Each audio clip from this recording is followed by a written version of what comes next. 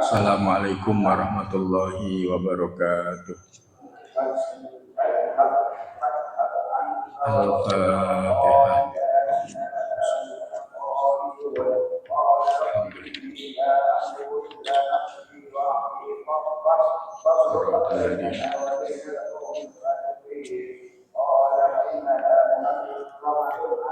Bismillahirrahmanirrahim.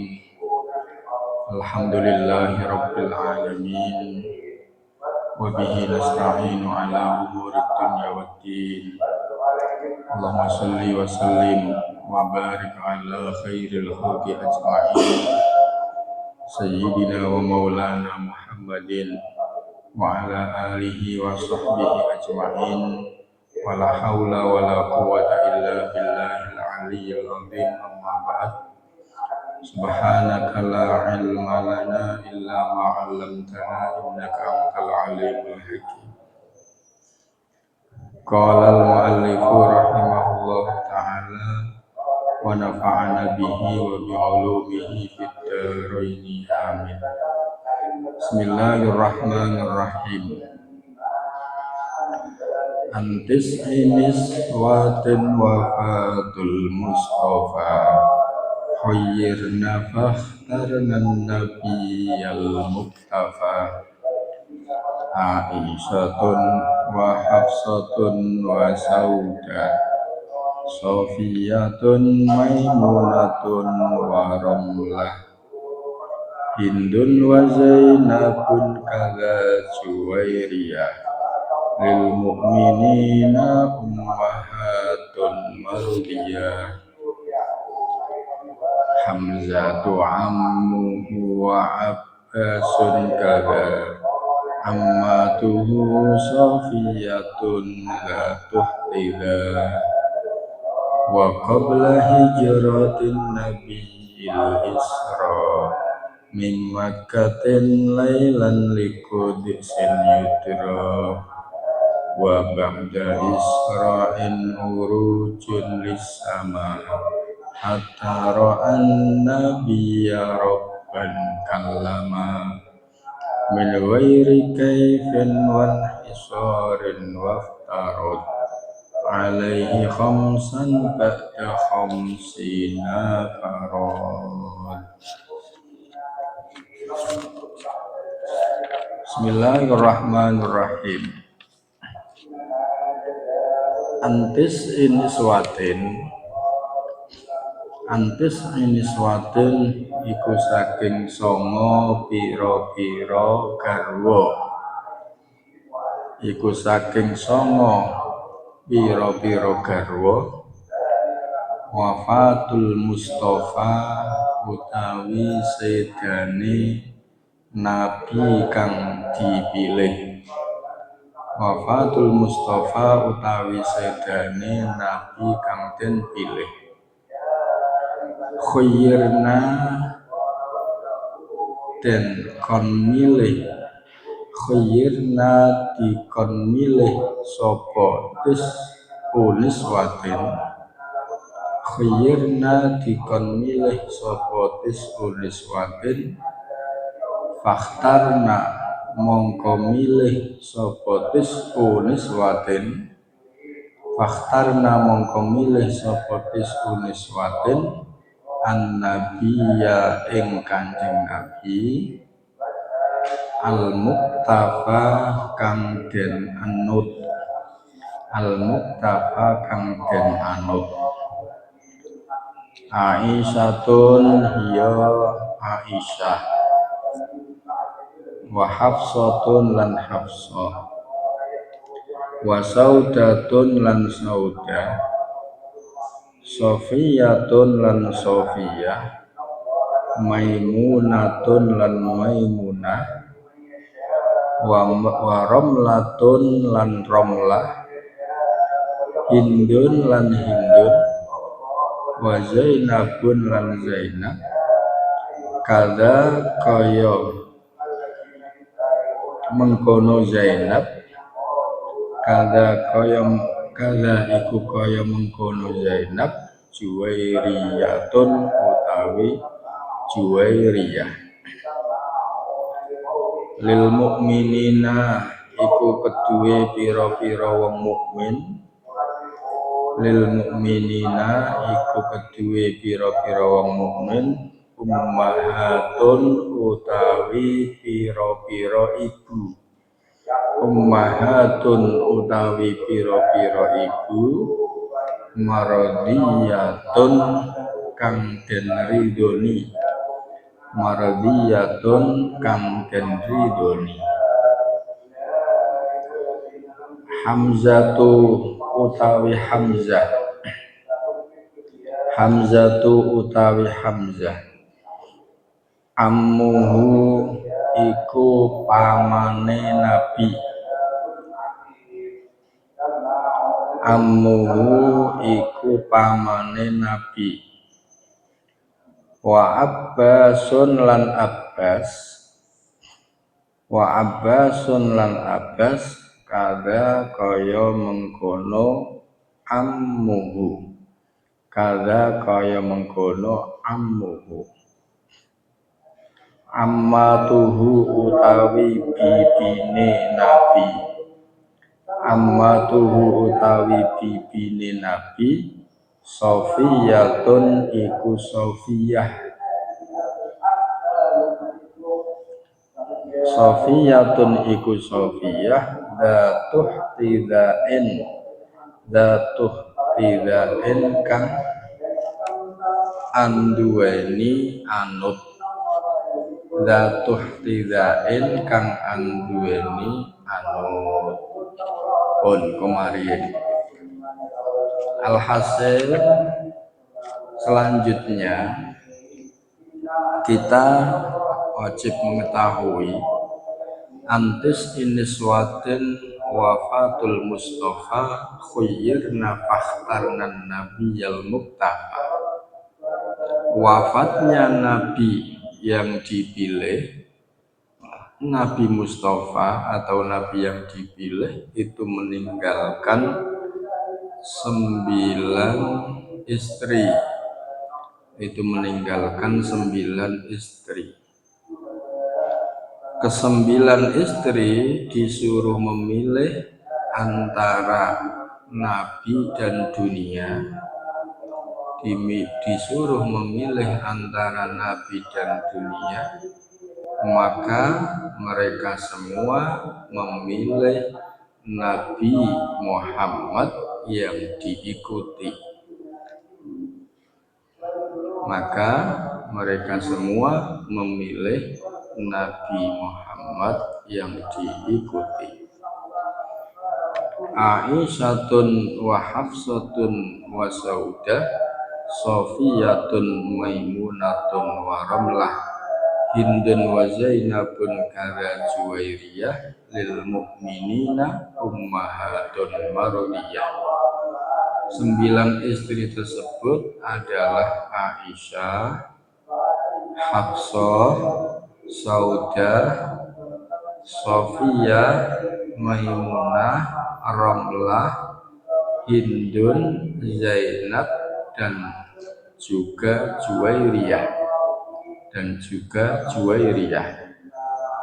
Mereka semua adalah ibu-ibunya orang mukmin yang diridhoi oleh Allah.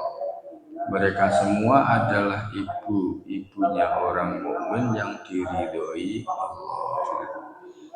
Alhasil selanjutnya kita harus mengetahui bahwa saat Nabi kita Muhammad Shallallahu Alaihi Wasallam itu wafat, beliau meninggalkan 9 istri, ya, meninggalkan 9 istri.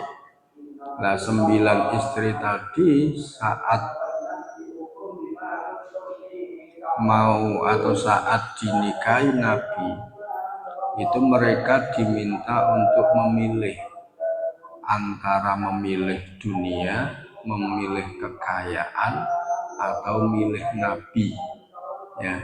Dimana kalau milih Nabi tentunya kehidupan sosialnya itu terbatas karena Nabi itu memang dakwah ya, Nabi itu menyebarkan Islam, tidak mencari dan memburu duniawi ya. Sehingga kalau memilih Nabi, konsekuensinya siap hidup pas-pasan kan, siap hidup sederhana, siap hidup penuh keterbatasan. Lah maka ke-9 istri tersebut fakhtarnan nabiyal muktafah, mereka semua memilih Nabi ya daripada memilih kekayaan. Memang itu teng Qur'ane nggih wonten nggih. Teng Qur'ane pun dijelaske bahwa sebagai istri-istri Nabi silakan mau memilih dunia atau memilih dakwah, memilih Kanjeng Nabi. Sehingga kalau memilih dunia maka harus berpisah dengan Nabi kan tentunya. Seperti firman Allah, ya ayyuhan nabiyyu qul li azwajika in kunta turidnal hayatad dunya wa zinataha fata'alaina amti'atukunna wa asrah wa usarrih wa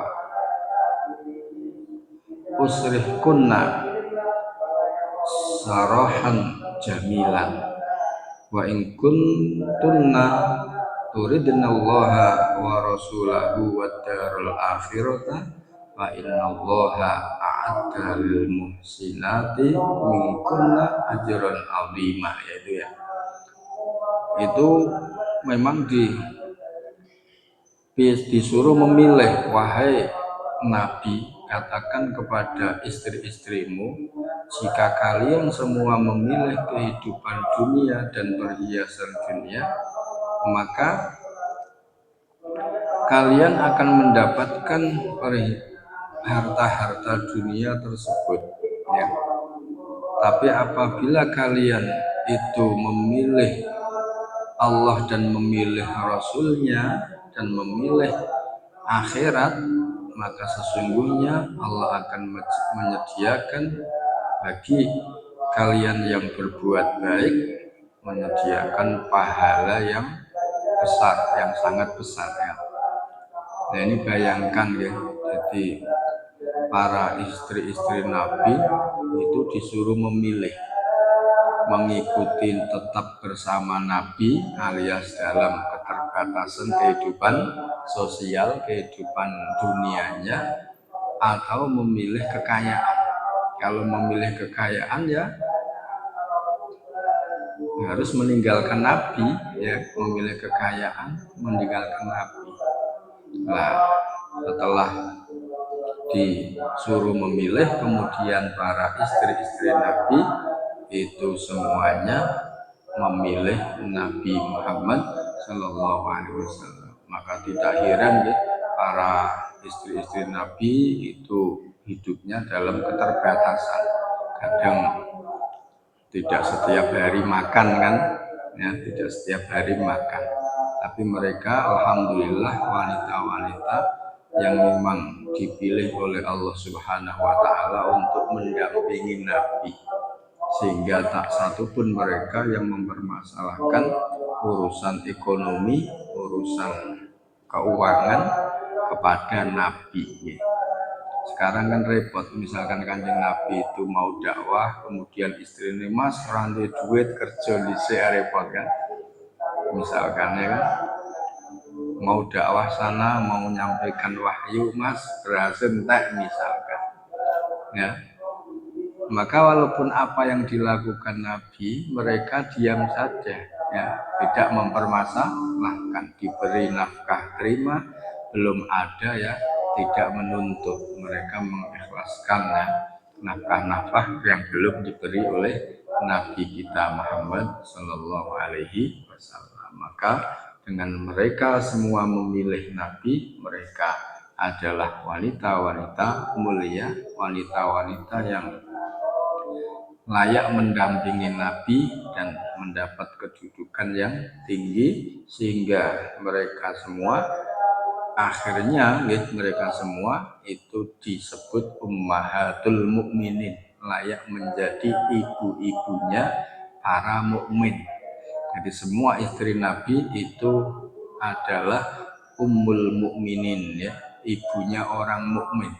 Maka berhubung semua istri Nabi itu ibunya orang mukmin, ketika ditinggal wafat Nabi, tidak boleh seorang pun dari sahabat untuk menikahi wong ibu.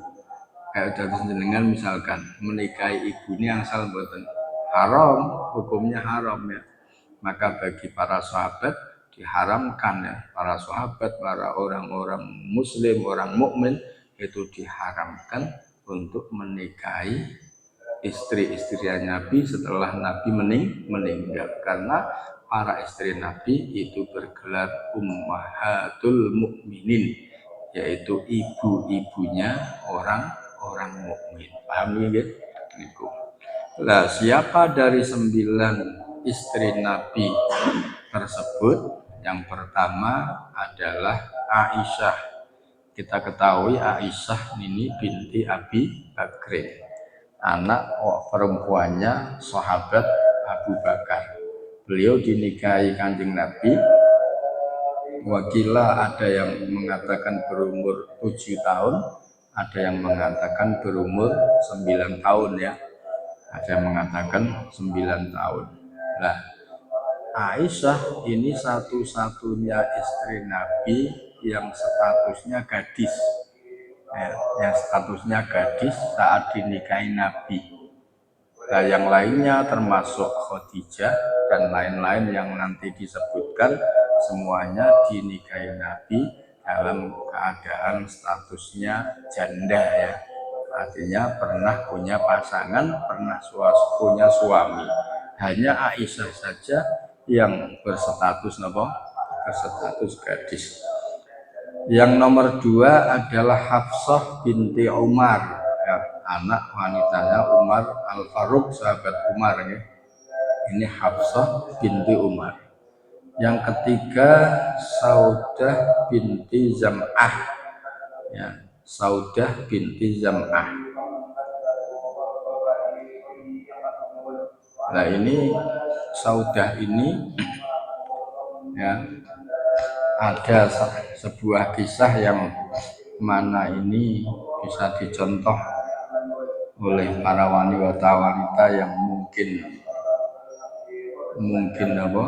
mungkin dipoligami oleh suaminya, mungkin, ya. Ini berhubung Saudah ini umurnya semakin tua, ya, umurnya semakin bertambah, sehingga Saudah ini, ya, semakin bertambah. Kemudian Rasulullah itu menghendaki untuk menceraikannya, ya, Kemudian Saudah berkata, la tutallikni wa anta fi hillin min sya'ni. Wahai Rasul, jangan kau cerai aku, ya. Jangan engkau cerai aku. Dan aku fi hillin min sya'ni, aku menghalalkan apapun dari aku, hak-hakku kuhalalkan atas kamu. Artinya tidak diberi nafkah batin tidak masalah, ya. Yang penting jangan dicerai, ya. Wa inna ma uridu an uhsyara fi nisaika.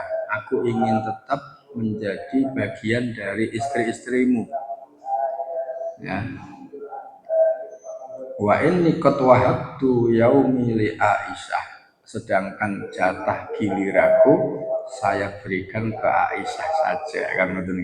Niku berarti sing penting ora dicerai. Nah, sekarang kan menjadi istri Nabi itu satu kehormatan yang luar biasa, ya. Gak ada suami yang mengalahkan derajatnya Nabi, kan. Maka walaupun bagaimanapun yang penting jangan sampai bercerai, ya, tetap menjadi istri Nabi, sehingga sampai Saudah ini rela jatah gilirannya dia diberikan kepada Siti Aisyah ya. Kemudian Rasulullah tidak jadi menceraikan Saudah. Yang keempat, Sofiyah binti Huyai atau Hayyin ya. Sofiyah binti Huyai bin Akhtab ya. Sofiyah binti Huyai bin Akhtab termasuk dari cucunya Nabi Harun alaihi salam ya. Termasuk cucunya Nabi Harun. Ini Sofiyah. Pokoknya termasuk cucu dari Nabi Harun. Urutannya nggih nasabnya. Sehingga ten mriki wonten satu ya. Sofiyah ini wonten satu cerita, suatu hari Rasulullah melihat Sofiyah itu menangis.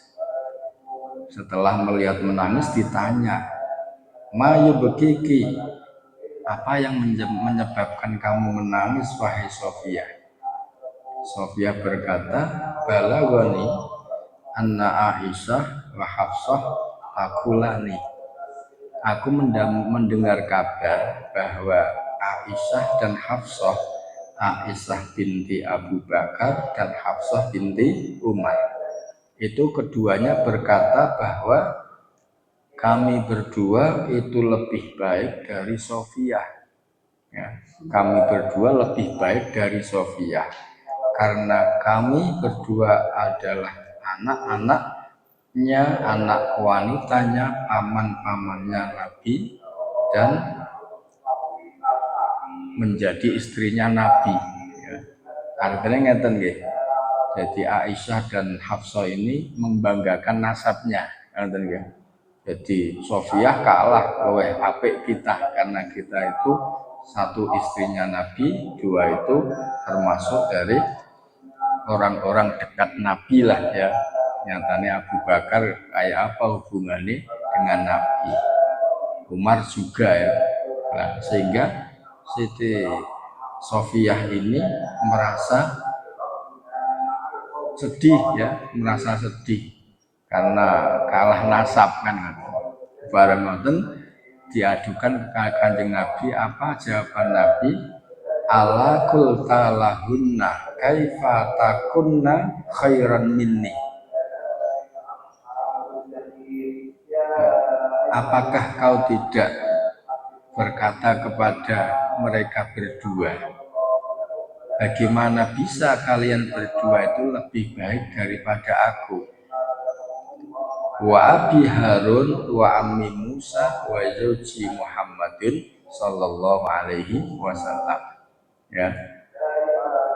Nenek moyangku atau aku adalah keturunan Harun, pamanku Nabi Musa, suamiku Rasulullah. Ayo deh. Aneh Kanjeng Nabi kudune dirimu itu ngomong nak urusan nasab ya menang aku ya. Karena nasabku aku keturunan Harun, pamanku Nabi Musa kalimullah, suamiku Rasulullah sama dengan kalian ya. Harusnya kamu ngomong seperti itu kan. Nah, kemudian Sofiyah ini menjadi pede ya, menjadi pede karo nasab, istilahnya guyon-guyonan nasab sama Aisyah dan Hafsah ya, sama Aisyah dan ini,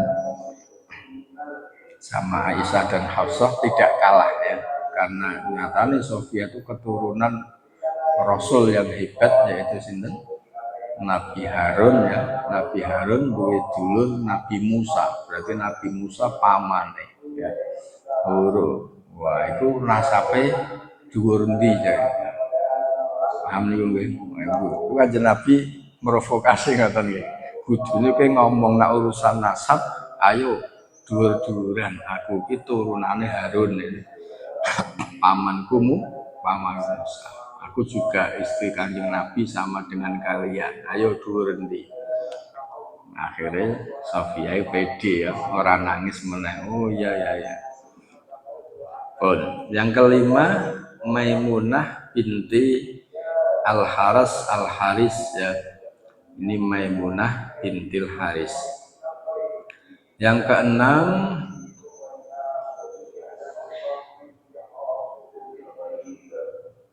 Ini Maimunah adalah istri Nabi yang paling terakhir meninggal ya. Istri Nabi yang paling terakhir meninggal dunia. Terus yang keenam Romlah Ummu Habibah, yaitu Romlah binti Abi Sufyan. Romlah binti Abi Sufyan. Terus yang ketujuh Ummu Salamah Hindun binti Abi Umayyah. Hindun binti sinten Abu Umayyah.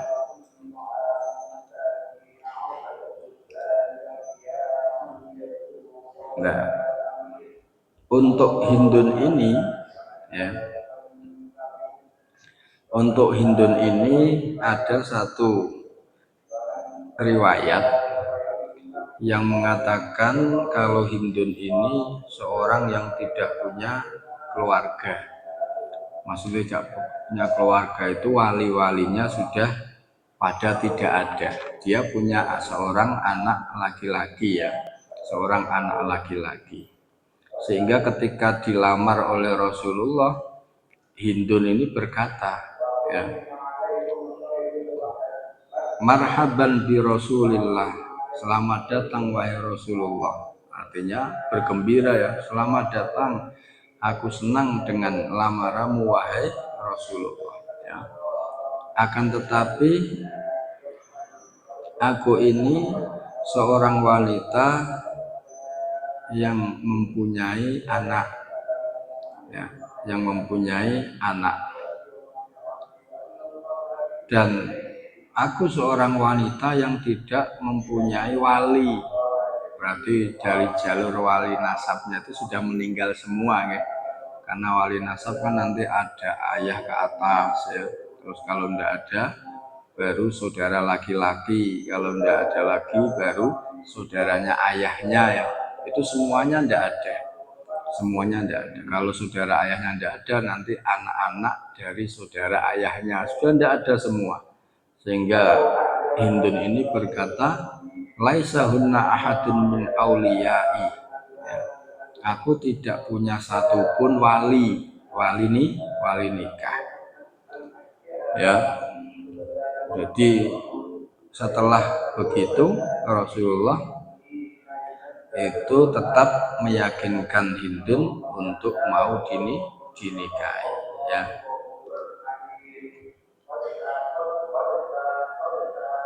Sehingga yang menjadi wali nikahnya ya, yang menjadi wali nikahnya,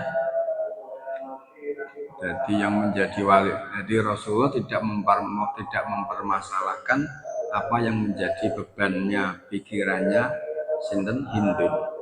Ya, setelah itu berhubung yang ada itu anak laki-lakinya, kemudian Hindun berkata kepada anak laki-lakinya, zawwij Rasulullah, wahai anakku, nikahkan aku dengan Rasulullah.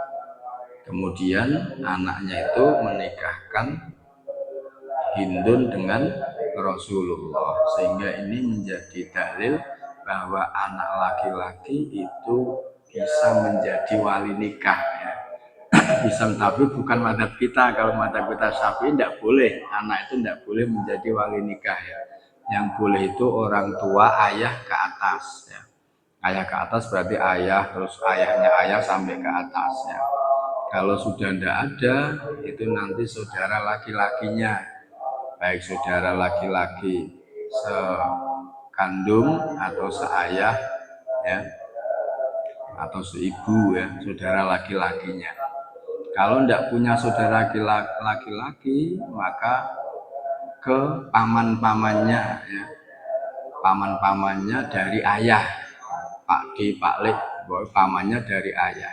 Kalau sudah tidak ada lagi, itu nanti anak laki-lakinya dari paman yang dari ayah tadi, atau sepupu ya, tapi yang dari ayah loh ya, yang dari ayah. Kalau sudah tidak ada lagi, nanti wali hakim kan, wali hakim atau wali qadhi ya, wali KUA. Itu wali nikah.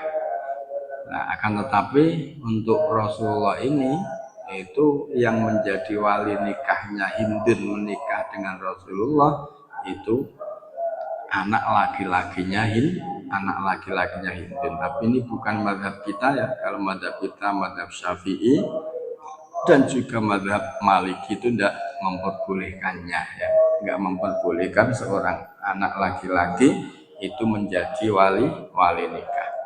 Pun selanjutnya yang ke 8 ya. Yang ke-8 Zainab binti Jahsin. Zainab binti Jahsin. Itu yang ke-8. Terus yang terakhir yang ke-9 adalah Juwairiyah binti Al-Haris ya. Juwairiyah binti Al-Haris. Itulah ke-9 istri-istrinya Nabi Muhammad Shallallahu Alaihi Wasallam saat Nabi meninggal.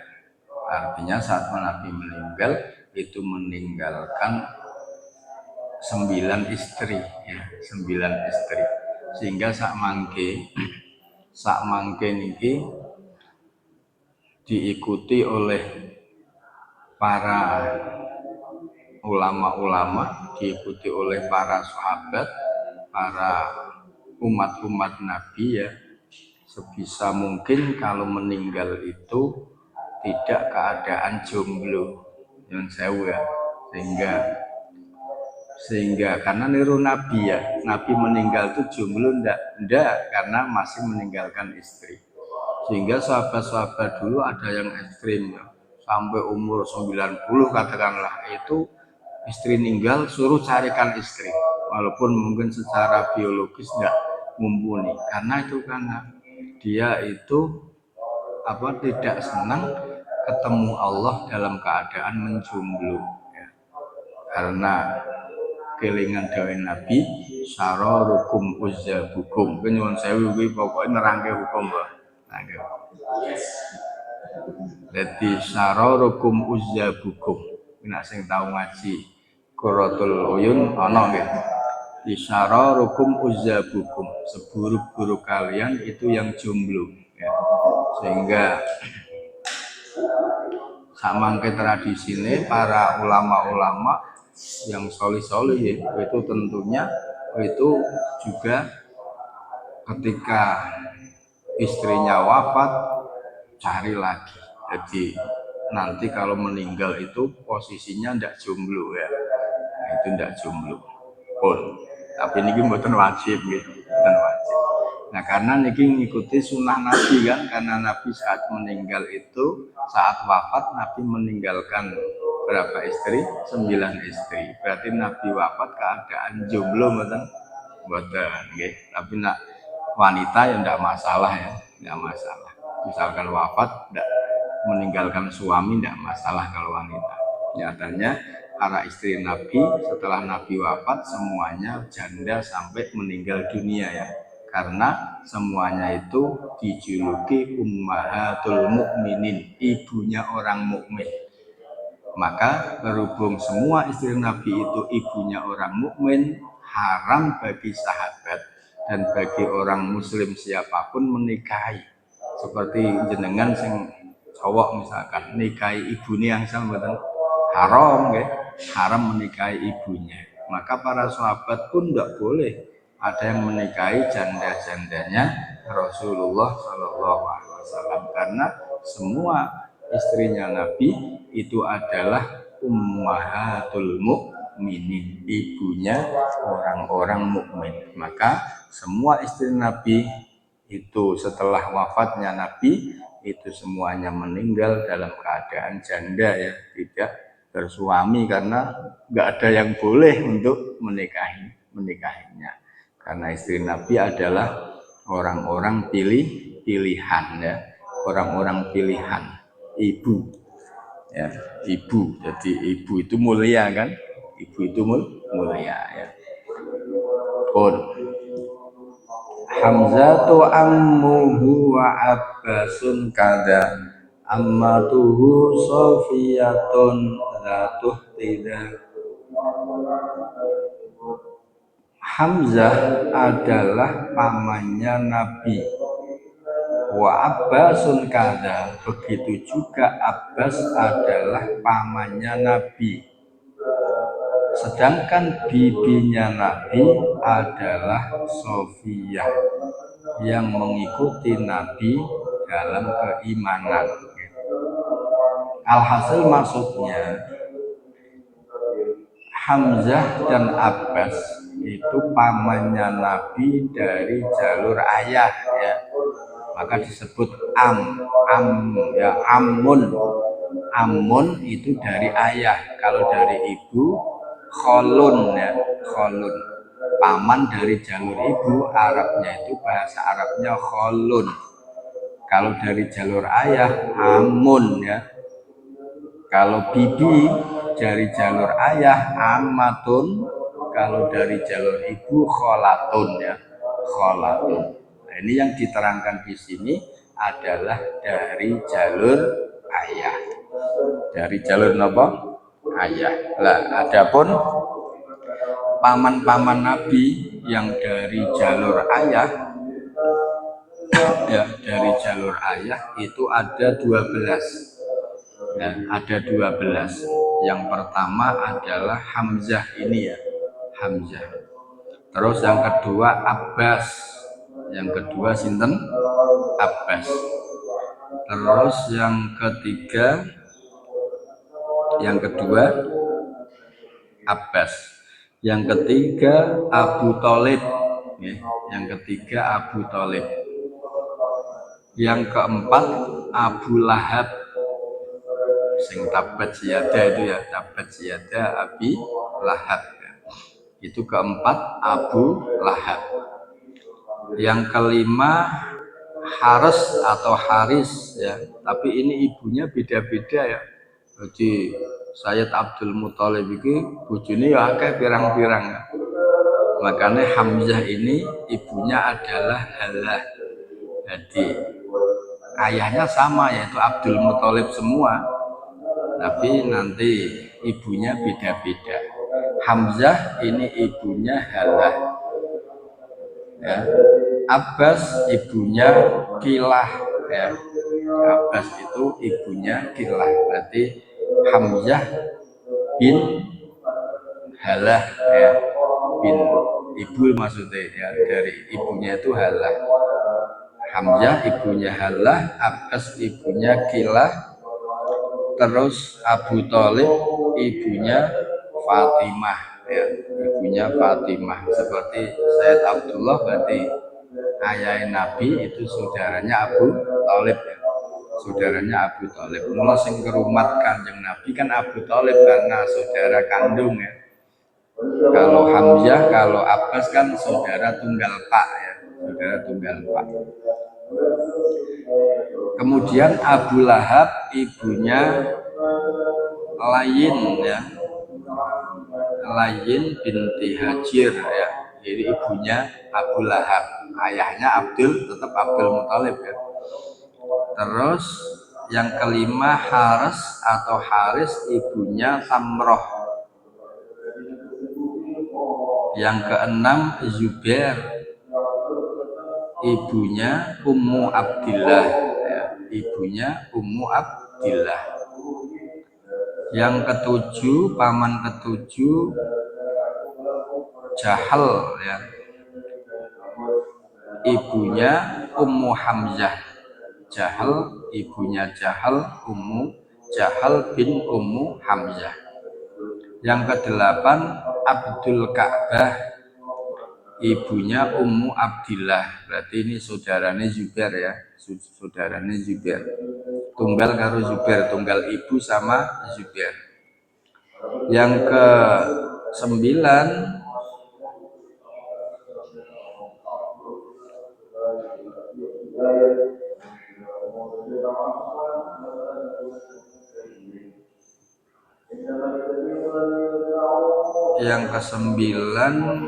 Komsam ya, Komsam.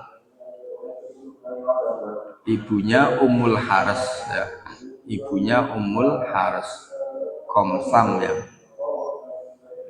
Yang ke-10 Dirar, ibunya Ummul Abbas.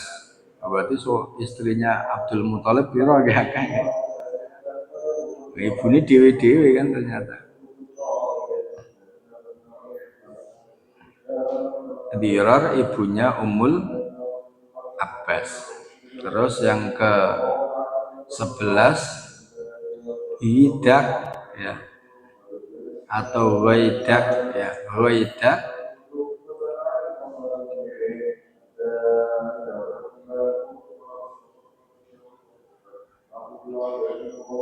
memiliki mboten disebut ke ibune nggih, Waidak. Terus yang ke-12 Al-Muqawwam ya. Al-Muqawwam atau Al-Muqawwim, ibunya Ummu Hamzah. Ya, ibunya apa? Ummu Hamzah. Bon, itu paman-pamannya Nabi dari ayah itu ada 12 ya. Jumlahnya 12, bertambah Abdullah menjadi 13 ya. Nah, kalau bibinya itu Sofiyah ya, bibinya itu Sofiyah.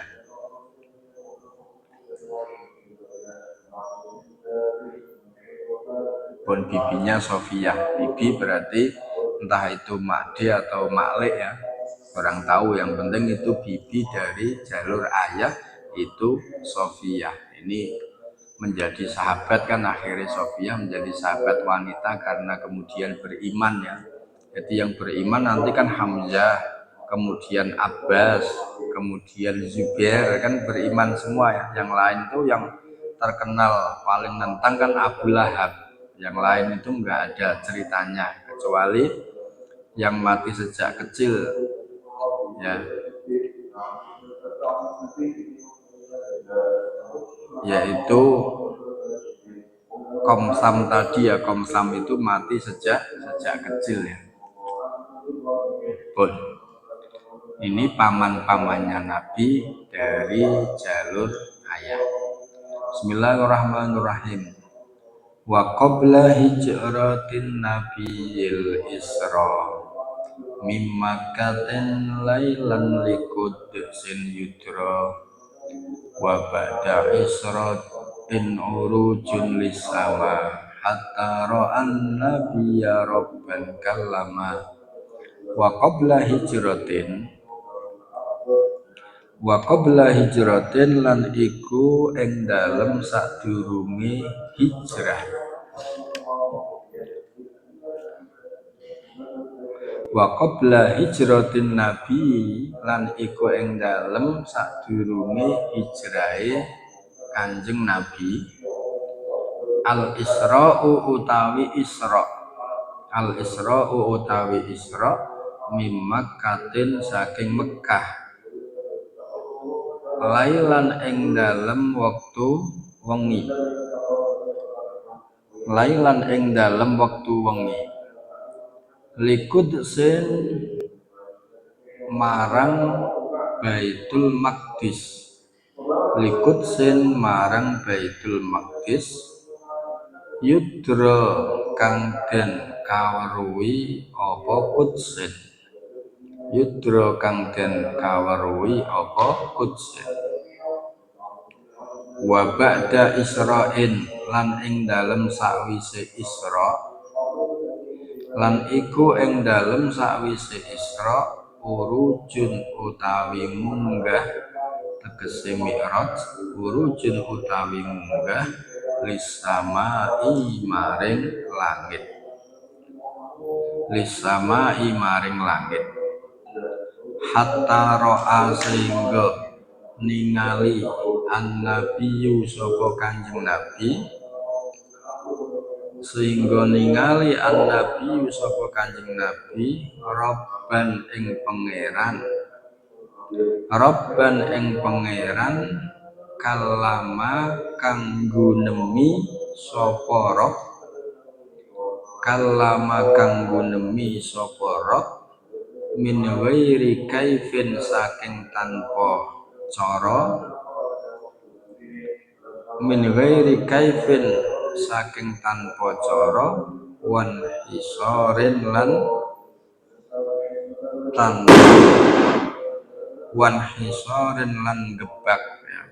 Wan hisorin lan gebak, waftarodolan merdoake majibake sapa Rob,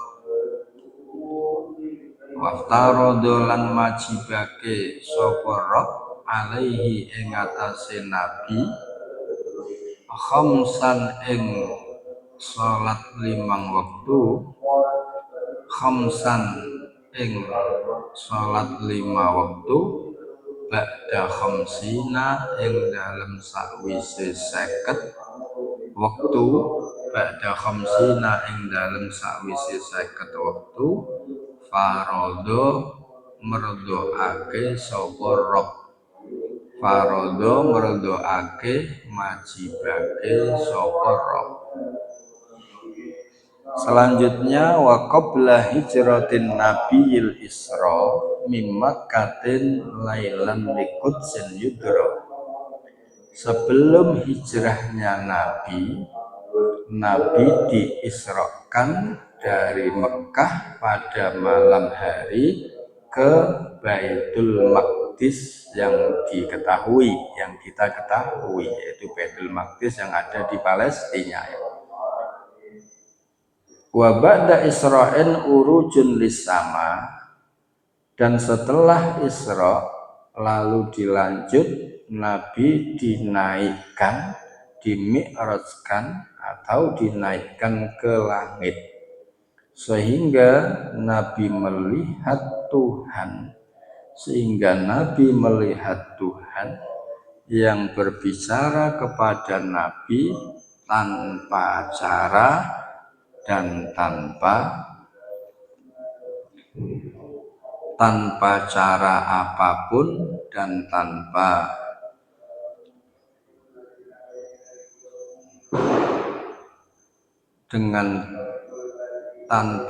cara apapun, wan hisorin dan tanpa, makna inhisorin itu ringkasannya, dan tanpa pokoknya cara ya, dan dengan tanpa cara apapun. Waftarodo alaihi khamsan ba'da khamsina farodo, dan saat itu Tuhannya yaitu Allah mewajibkan sholat 5 waktu setelah sebelumnya mewajibkan 50 waktu. Nyang-nyangan bun keliwatan bab Isra Mi'raj. Alhasil kemudian selanjutnya wajib bagi setiap orang mukallaf untuk meyakini ya, kalau sebelum hijrah ke Madinah Nabi di-Isra Mi'rajkan oleh Allah Subhanahu wa taala. Nabi diisrakan dari Mekah ke Baitul Maqdis, lalu dimi'rajkan sampai ke langit, kemudian di sana didawuhi oleh Tuhan, oleh Allah, dawuhnya, ucapannya tanpa cara apapun ya. Dan Nabi didawuhi kewajiban sholat 5 waktu setelah sebelumnya diwajibkan 50 waktu. Alhasil ini harus kita yakini sebagai seorang mukallaf, wajib yakin tentang terjadinya Isra Mi'raj ya. Maka tidak boleh kita itu mengingkari akan peristiwa Isra Mi'rajna Nabi kita Muhammad Shallallahu Alaihi Wasallam, sehingga yang mengingkarinya itu hukumnya kafir ya, hukumnya kafir. Lah, di antara riwayat-riwayat terjadinya Isra Mi'raj, di sini kan Isra Mi'rajnya itu di malam hari. Ya, di malam hari bahkan dalam waktu sebentar, ada yang mengatakan itu 3 jam, 4 jam, bahkan ada yang mengatakan cukup 1 jam, di mana saat itu Siti Khadijah tidur miring, Nabi pergi pulang itu masih tidur miring ya, jadi durung dereng bergeser, belum bergeser dari tidurnya. Dia mengatakan bahkan kenapa tempat tidurnya Nabi itu masih hangat ya. Yang saya misalkan jenengan berlungguh atau turunan, jenengan lungo kan bekasnya mesti anget ya. Tapi nak wis berjalan beberapa saat angetnya hilang ya. Oleh itu ternyata ada mengatakan Nabi itu masih anget itunya. Berarti bayangkan saking cepatnya Isra Mi'raj. Maka saya mengatakan 2 jam, 3 jam, 4 jam, bahkan saya mengatakan apa? 1 jam. Sing bener nanti bener kabeh, yang penting yakin. Nah, ini terjadi di malam hari karena ceritanya itu siang dan malam itu padu jadi ya. Jadi siang itu padu karo malam ya. Unggul-unggulan. Siang mengatakan hei malam ya, wahai malam, di wilayahku atau di siang itu ada macam-macam. Di antaranya ada matahari yang sangat yang menyinari ya, ada matahari yang menyinari yang mana cahayanya mengalahkan segalanya. Kemudian malam kan Raisun jawab, dia mah ngomong di dalamku ada rembulan, cek kalah ya, cahayanya kalah, apalagi bintang-bintang kan kalah. Sehingga malam ini meminta Allah ya, mengadukan permasalahan ini kepada Allah. Gusti kula kok kalah padu, kalah debat, kalah siang, nyuwun solusi. Nah, kemudian Allah memerintahkan Jibril untuk mengisrokan Kanjeng Nabi. Maka isroknya di malam hari, sehingga malam berani berkata, kamu punya matahari di siang hari, siang wahai siang kamu punya matahari yang menyinari dunia. Tapi aku itu pernah punya matahari yang menyinari dunia akhirat, yaitu Rasulullah Shallallahu Alaihi Wasallam. Jadi itu kemudian malamnya itu pede ya, padu karo siang nih. Jadi padu karo siang ini wani jarang. Itu riwayat-riwayat mengatakan seperti itu. Nah, kemudian ada juga riwayat yang mengatakan bahwa langit dan bumi juga debat ya. Debat. Bumi berkata, wahai langit, di dalamku itu ada macam-macam keajaiban Allah ya. Perkara-perkara yang besar. Ada lautan, ada gunung, ada pepohonan macam-macam. Bahkan ada tempat di mana para rasul-rasul Allah itu beribadah dan mengelilinginya. Ka'bah kan tentunya ya, ada Ka'bah. Wah, kemudian langit juga sama. Di tempatku itu ada hal-hal spektakuler, hebat-hebat. Malaikat banyak, jadi malaikat banyak di tempatku ya. Malaikat-malaikat. Bahkan di tempatku itu ada arsy, ada kursi, ada surga, kan yang langit kabeh. Ada Sidratul Muntaha ya. Dan juga ada Baitul Ma'mur untuk tawafnya para malaikat.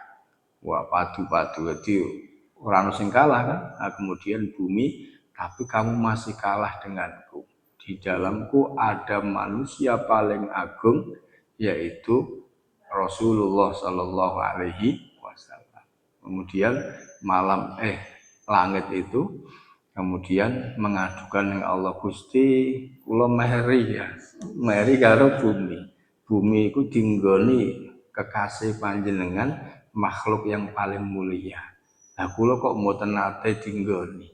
Kula nyuwun kalih panjenengan. Nah, kemudian malaikat Jibril diperintah Allah untuk mengisrokan pergi ke surga mengambil buruk untuk mengisra mi'rajkan Kanjeng Nabi, sehingga Kanjeng Nabi kan kemudian dinaikkan ke langit ya, langit 1, 2 sampai seterusnya pun keliwat dan kitab Mi'raj ini.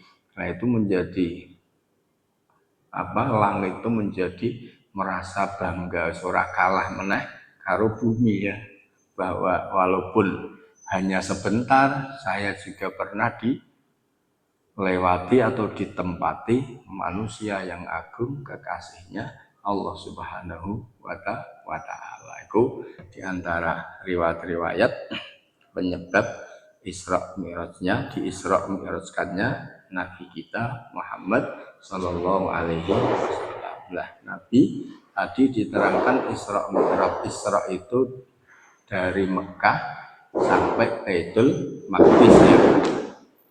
Baitul Maqdis tak memiliki disebut Liqudsin ya. Qudsin itu artinya Al-Mutahharah, tanah yang disucikan ya.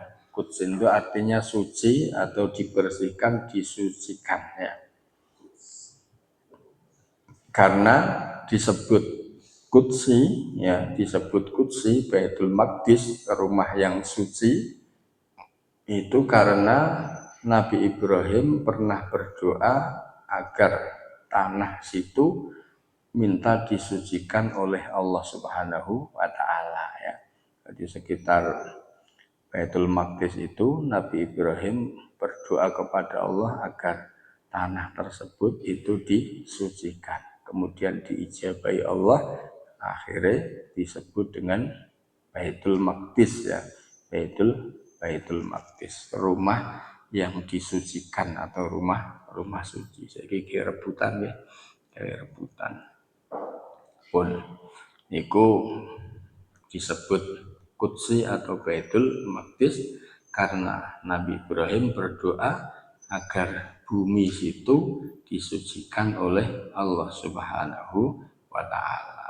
Nah, kemudian setelah Isra Nabi naik ke langit sampai seterusnya disebut Mi'raj ya, disebut Mi'raj. Nah, di Mi'raj itu singkat ceritanya pun keliwat kan kitab Qissatul Mi'raj, singkat ceritanya Nabi itu didhawuhi oleh Allah Subhanahu wa Ta'ala, diomongi langsung oleh Allah Subhanahu wa Ta'ala.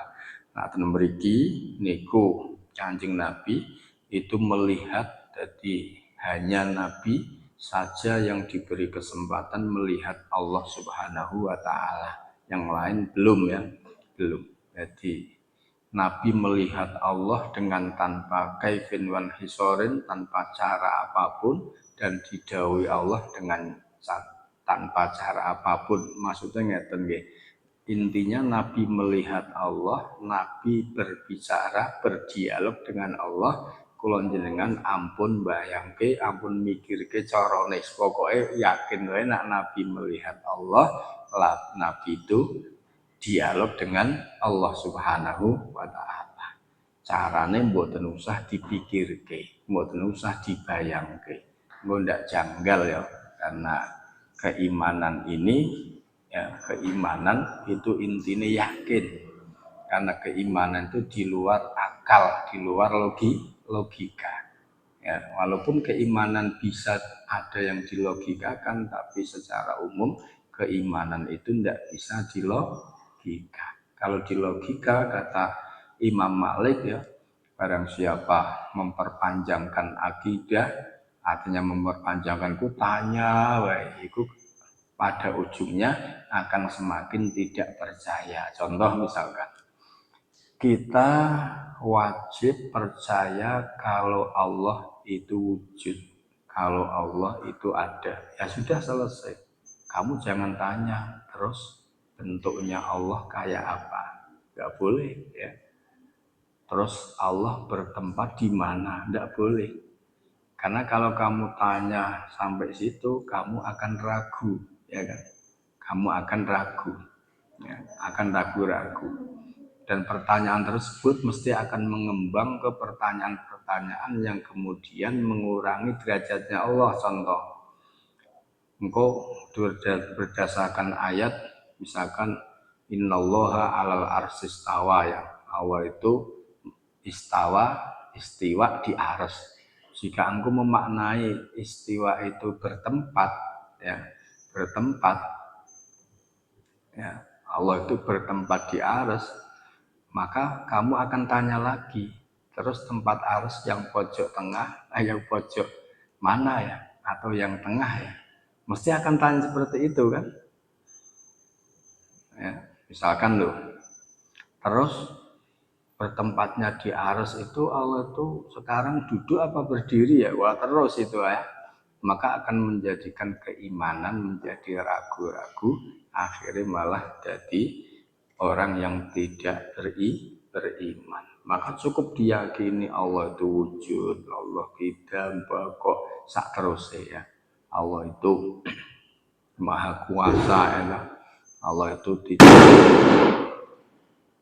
itu tidak berbeda dengan makhluk, Allah itu tidak bertempat dan lain sebagainya. Sama ketika Isra Mi'raj, Allah itu melihat Nabi itu melihat Allah, Nabi berbicara, berdialog dengan Allah. Cukup yakin, jangan kamu panjangkan lagi. Kalau panjangkan nanti kamu tanya, Nabi melihatnya Allah itu arahnya di mana ya?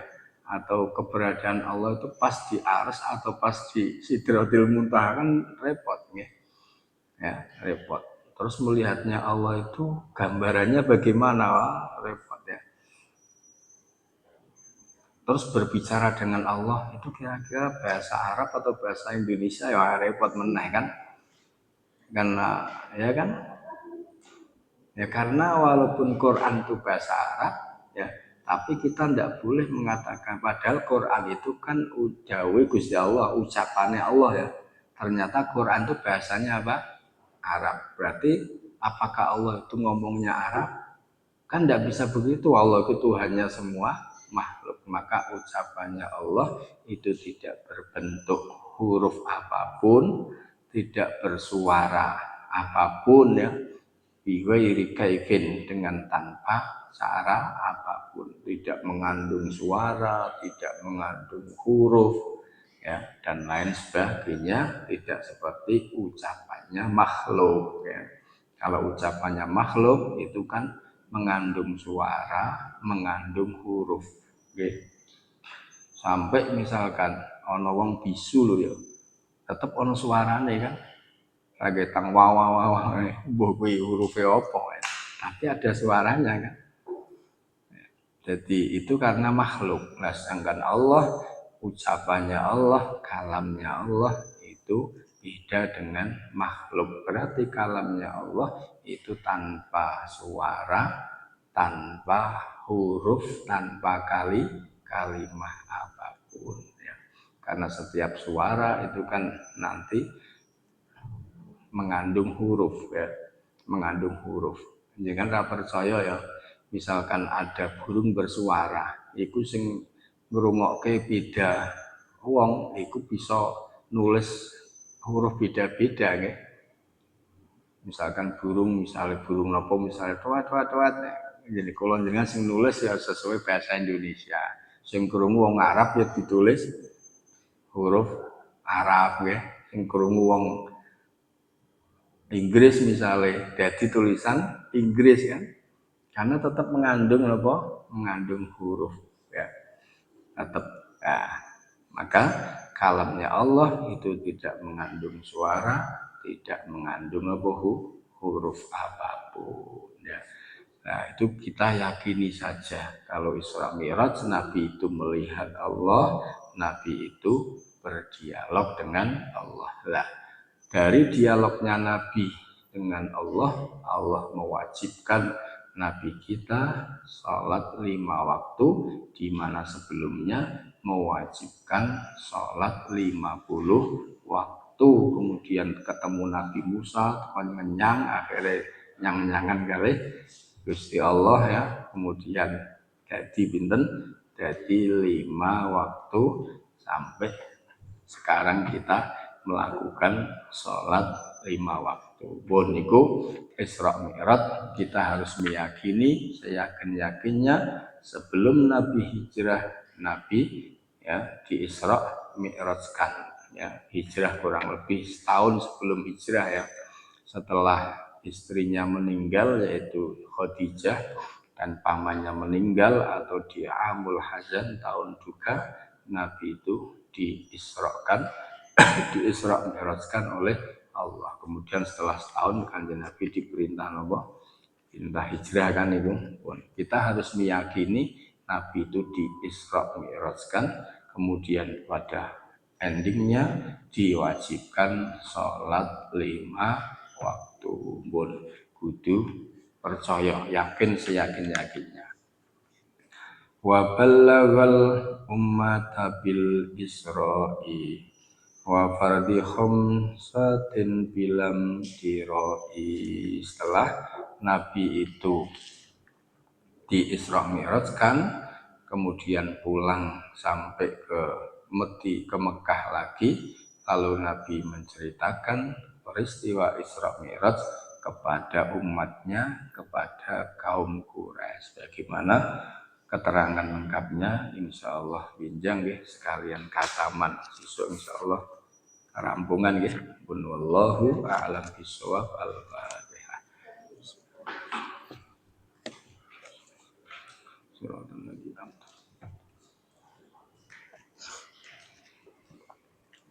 A'udzu billahi minasyaitonir rajim. Bismillahirrahmanirrahim.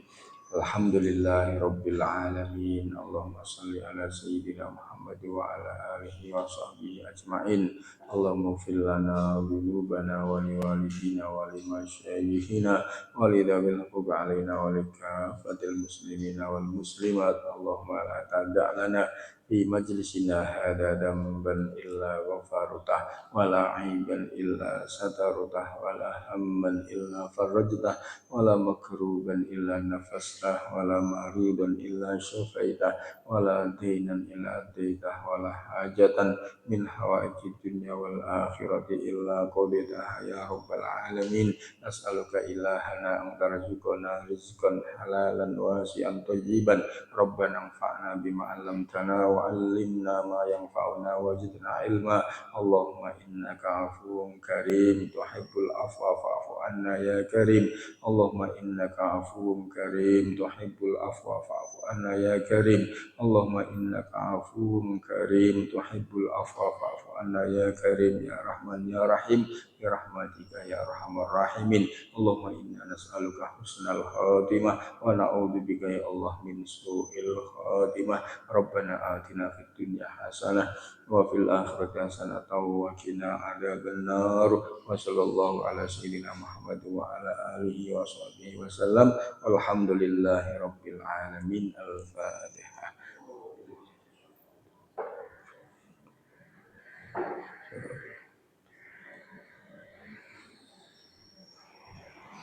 Assalamualaikum warahmatullahi wabarakatuh.